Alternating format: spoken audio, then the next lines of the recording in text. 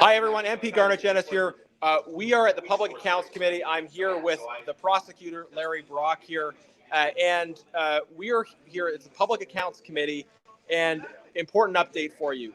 The government, working with their coalition partners, the NDP, just adjourned in the middle of the meeting. We had a representative of the Auditor General's office coming here to testify about the important work the Auditor General is doing investigating the Arrive scam scandal. Liberals, New Democrats did not want to hear that testimony, so the NDP Liberal corrupt coalition adjourned the meeting in the middle after we had barely had a chance to get any questions answered. We also tried to move a motion expressing our concern about the intimidation and reprisals against witnesses who have spoken out against what happened in Arrive scam, and the NDP Liberal coalition defeated that motion. So they defeated our motion to try to protect whistleblowers in government, and they voted to shut down the meeting early before we had barely even been able to get into questions to the Auditor General's office.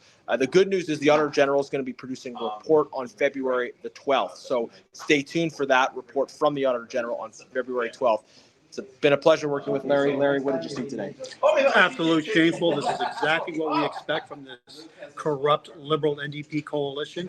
They did the same thing when the actual Auditor General appeared at this committee on October the 12th. One round of questioning brought from myself as a Conservative, brought to the attention of everyone involved that the Auditor General only found out that the RCMP were investigating the shenanigans involving this Arrive scam after reading it in the newspaper. Not hearing from the government, not the Prime Minister, not the government officials, only from reading it in the paper. They shut down the debate at that point, just like they did today. This is shameful. We'll continue to pursue the truth.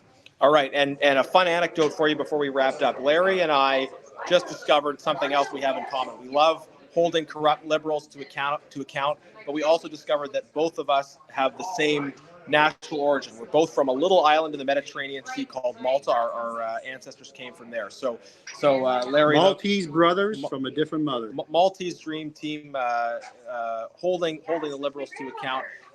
We have a long history of defending our island, and we will defend the freedoms of Canadians, and we will continue to fight together to get to the bottom of this scandal, along with other great members of this team, Stephanie Kuzy, Kelly Block, and Michael Barrett over at OGO, John Williamson and Kelly McCauley here at Public Accounts Committee.